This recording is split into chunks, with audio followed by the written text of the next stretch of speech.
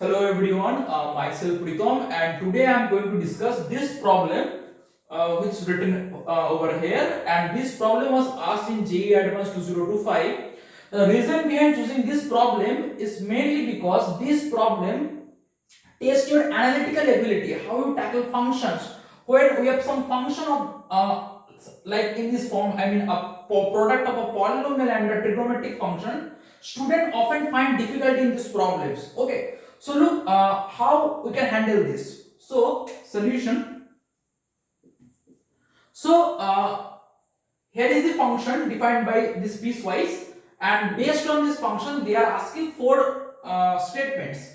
So option A says that the function is not differentiable at x equals to 0. So we have to check the differentiability of the function at x equals to 0. So how I am going to do that. So look, so the definition of a function at a particular point, the derivative of a function at a particular point. So what is f dash 0 basically? So this is by definition limit x tends to 0, fx minus f0 by x minus 0, which is basically x. So we have to check whether this limit exists or not. If this limit exists, then we can say that the function is differentiable at 0, and if this limit doesn't exist, then we say that the function is not differentiable at x equals to 0. So this is what you are going to do actually. So look, because x goes to 0, so x always near 0, so x can never be 0. Look, the definition of the function says that when x is not 0, the function takes the value from this branch. So what is my fx? So my fx is basically this. So this is actually limit x tends to 0, 2 minus 2x square minus x square. This is sine 1 by x minus f of 0, and the f of 0 is basically 2 divided by x. So these 2 and these 2 cancels out. We can divide it by this x. So what we left? So this is actually limit x tends to 0, and this is minus 2x minus x sine 1 by x. Now look, now our task is to calculate this limit. So observe that if x goes to 0, the first factor here, the first term, minus 2x goes to 0. So now we have to calculate the limit of this function, that is limit x tends to 0, x sine 1 by x. So look, I am going to do that. So now our task reduces to this, limit x tends to 0, x sine 1 by x. We have to find the limit of this function. So how I am going to do that? We are using the we are using sandwich theorem here. Look, so because we know sine of any angle, any number is always in between minus 1 and 1, we are multiplying x both sides. Now look, whenever we multiply x both sides, here we have to keep in mind three things. We know if we have some number, any number a, that number can be positive, negative or 0. So we have to, so since x is an arbitrary number, we have to make three cases. So either x can be greater or equals to 0, or x can be less than 0. So if x is greater or equals to 0, if we multiply both sides by x, the inequality stays as well. So that means when I am going to discuss the first case, when x is greater or equals to 0, and I am multiplying x by both sides of this inequality. So this becomes x less or equals to, this is x sine 1 by x less or equals to x. Now we have to calculate the limit of this middle function as x approaches 0. Look, as x approaches 0, this limit goes to, this function goes to 0, this function goes to 0, then by squeeze theorem or sandwich theorem, this function also goes to 0. So in the first case, so case 1, limit x tends to 0, x sine 1 by x, this term goes to 0 when my x is greater or equals to 0. Now we have to check the another case also, when x is negative. So if my x is negative, so I am doing this case here. So just give me some time. So we have just so up to this we have proved the limit of the function when my x is non-negative. So now we have to prove this limit when x is negative. So when x is negative, so look, case 2. If my x is negative, we are multiplying a negative number both sides of this inequality. By the property of inequality, the inequality sign reverses. So what we get? So we get actually x less or equals to x sine 1 by x less or equals to minus x. Do not confuse here. I mean, you can think that here is a positive number and negative. No, because my x is negative, minus x is positive, so this is a positive number, it's a negative number, so that inequality makes sense. Okay. So now look, we have to take the limit. We have to check the limit of this function, middle function, when x goes to 0. Look, as x goes to 0, if this term goes to 0, this term goes to 0, again by Sandwich theorem, this term goes to 0. So in all of the cases, what we get, we get limit x tends to 0, x sine 1 by x is 0. So look, so when x goes to 0, this term goes to 0, and by this calculation, this term goes to 0 in all the cases. So this limit goes to 0, this limit goes to 0, so the whole limit goes to 0. So what we get? We get the derivative of the function at 0 is basically 0. That means the limit exists. That means the function has to be differentiable at x equals to 0. But option A says that the function is not differentiable at x equals to 0. So this is wrong. Now we will check option D. Okay. Look what option D says. It says that x equals to 0 is a point of local minimum of f. So now look, I am erasing this part actually. So now observe that. So pick any non-zero x. Okay. Since my x is not equals to 0, the definition of my function follows from this branch. So my fx will be, this is 2 minus 2x square minus x square sine 1 by x. Okay. Now factor the x square term from both the part. So this is actually 2 minus, this is x square, and this is actually 2 plus sine 1 by x. Now look very closely. Sine 1 by x always lies between minus 1 to 1. If we add to both sides of this inequality, so that the whole term lies between 1 and 3. That means the whole term always positive. So this term is always greater than 0. Because we took x is non-zero, x square is strictly greater than 0. So this term, this part is strictly greater than 0. So this is positive, this is positive. The product of positive number has to be positive. So we are subtracting a positive number from 2. So the whole expression has to be less than 2. So this whole quantity is less than 2. But look, wait a minute. This 2 is basically by definition the value of the function at x equals to 0. That means this is actually f of 0. So what we get? We get the value of the function at any point except 0 is always less than the value of the function at 0. That means f is the, that means 0 is the point of local maximum of this function. But option D says that this is the point of local minimum. That means option D is false. Okay? Fine. Now we are going to discuss option B and C, and these two options are the main crux of this problem actually. These two options, I mean, test your ability, your analytical ability. How you can tackle this type of problem? Why you have to think analytically and apply and approach this problem in a rigorous way. So look, how I'm going to do that. So now we are doing option B. Okay, discuss option B. Option B says that there exists a delta positive such that f is decreasing on 0, delta. That means in this interval the function, they are saying the function is decreasing for some delta. So just take that kind of interval, let's say delta, what delta is positive. They are saying that the function is decreasing. That means if the function is decreasing, that means its derivative has to be by definition less or equals to 0. So they are saying that in this interval the derivative function has to be less or equals to 0. So just look, this is true or not. So in this interval I am taking the derivative because x belongs to this interval. By definition x is always greater than 0. That means x is non-zero. So we have to take the value of the function from this branch. So what is my fx? So my fx is actually this. So we took fx from this branch and take the derivative. So if I took the derivative, so what my derivative looks like? So this is actually minus 4x and this is 2x sine 1 by x. I am using the product rule, and then this is x square, this is cos 1 by x, and then by chain rule this is actually minus 1 by x square.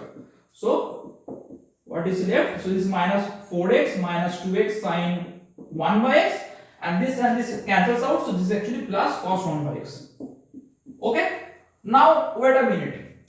Because my x is in this interval 0, delta, so by definition it is always positive. So look, this part is positive, but here is a minus sign here, so the whole term is negative. this minus 2x term is negative because my x is positive, but here two monsters are present. That means sin 1 by x and cos 1 by x. Why I am saying monsters, this and these two some terms monster, because sin 1 by x always varying between -1 and 1. It takes all the values from -1 to 1, and same logic applies for cos 1 by x. So we can't say a particular sign that is positive or negative from these two terms. It may be positive for some x and it may be negative for some x.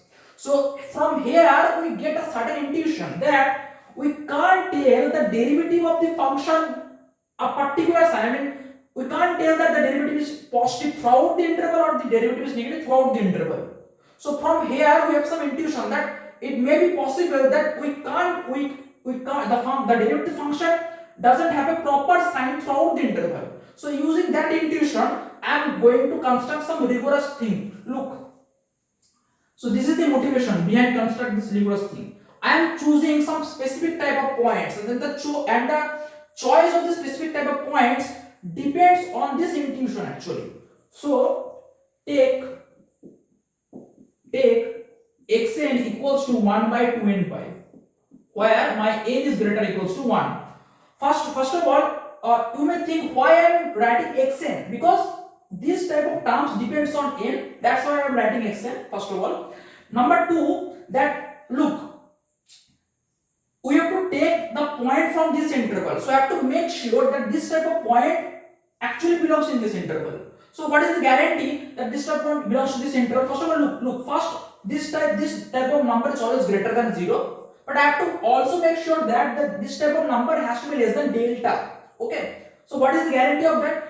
Look, if we make a larger and larger, this type of terms goes very close to 0, so we can always make this type of number belongs to this interval. Okay, so this is the guarantee of that. Okay, fine. So now I am putting this type of points in the derivative of f. So this is actually f dash xn. Look, if I put this point here, so look, this term becomes sin 2n pi. So this term becomes 0. So the whole term vanishes. This term actually cos 2n pi, which is basically 1, and this term becomes minus. This is actually 2 by n pi. So this the whole term becomes 1 minus 2 by n pi. Okay, now observe that for all n greater or equals to 1, if we take any n greater or equals to 1, this number n pi is always greater than 2. That means if we look this fraction very closely, the denominator is greater than the numerator. That means the whole term is less than 1. We are subtracting some quantity which is less than 1 from 1, so the whole term has to be positive. Okay, wait a minute. What we got? We got that in this interval there is some specific type of points in which the derivative function is positive. But wait a minute, option B says that throughout the interval 0 comma delta, the derivative has to be less or equals to 0. But we found some points where the derivative is positive. So option B is false. Okay.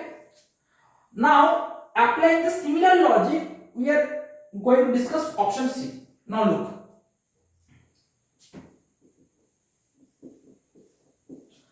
Option C says that if we pick any delta positive, my f is not increasing on minus delta comma 0. So now they are changing the interval from 0 comma delta to minus delta comma 0. That means if this is 0, this is minus delta, this is plus delta. So in option B they are targeting this interval, this part.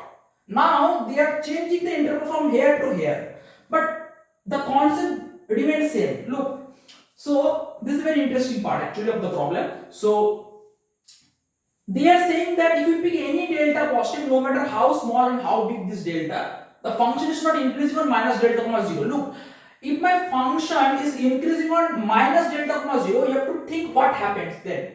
If my function is increasing, let's say for a moment the function is increasing on minus delta comma 0, so the derivative has to be greater or equals to 0. But they are saying that it not gonna happen for any kind of delta you choose. Okay, so using the same intuition that we discussed in option B, we choose points. So choose points xn equals to minus 1 by 2n plus 1 into pi. Okay, so now my interval is not 0 comma delta. Now my interval is basically minus delta comma 0. So I have to change this actually. So now my interval is basically minus delta comma 0. Okay. So when I choose this type of points, I have to make sure that this type of points lies in here. First of all, because this is by definition, look, this part actually without the negative sign, this part is positive and there is a minus sign in front of this, so this is the whole part is negative, so it makes sense that this part falls into this part. But I have to make sure that this is also negative, so this part falls automatically here, falls here. This is a negative part because look, this interval is basically minus delta comma 0. That means every point in this part has to be a negative number. So this is the guarantee of this. This is a negative number. Okay.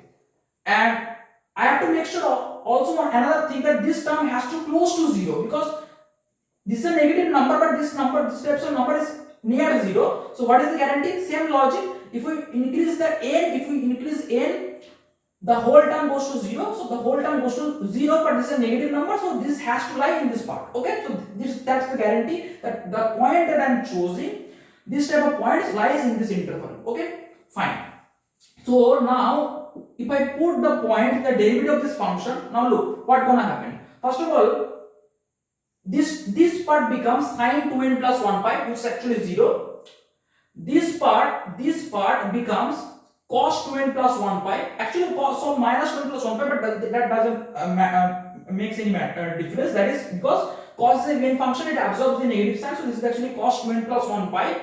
Cos odd multiple of pi is basically minus 1, so this part is minus 1, so this is minus 1, and this part becomes minus 1 plus, this is 4 by 2n plus 1 pi. If you take n, and here I am taking n is greater or equals to 1. It is very easy to see by previous logic that this term is basically less than 0. Okay. Wait, option C says that if we take any delta greater than 0, the function is increasing on minus delta comma 0. And this is true also. It's true. Why? The reason behind this is, if my function is increasing on these types of interval, throughout the interval the derivative has to be greater or equals to 0. But what we have found here, in this interval there are specific type of point of this form where the derivative is less than 0. So this is a true option. So for this reason option C is true. So what we learned by this problem, that look, the traditional method of specific types of type of function that we are dealing, that logic doesn't apply here. We have to make an analysis first. So look, what we do what we have done actually so far, we observe the function, we observe the derivative of the function here. For I am discussing the option B and C, the significance of option B and C. First, we differentiate this function for x not equals to 0. We observe that if we pick any point from this neighborhood or this neighborhood, that doesn't make any difference. The idea is important here. If we pick any point from this neighborhood or this interval, we observe that this term and this term, because sine and cos always oscillating between minus 1 and 1, they doesn't have a particular sign.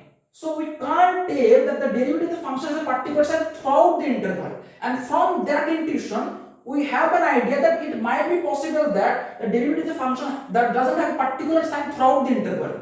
So from that intuition, we construct a particular type of points, test points, and using that points we check that yes, the option B is false, option C is true.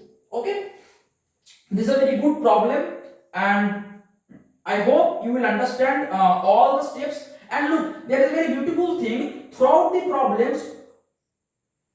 I am trying to show that how to solve this kind of problem. And one more thing, we are using very basic facts and connect the dots, the starting from the end. So I hope you will understand all the ideas that that were discussed in this problem.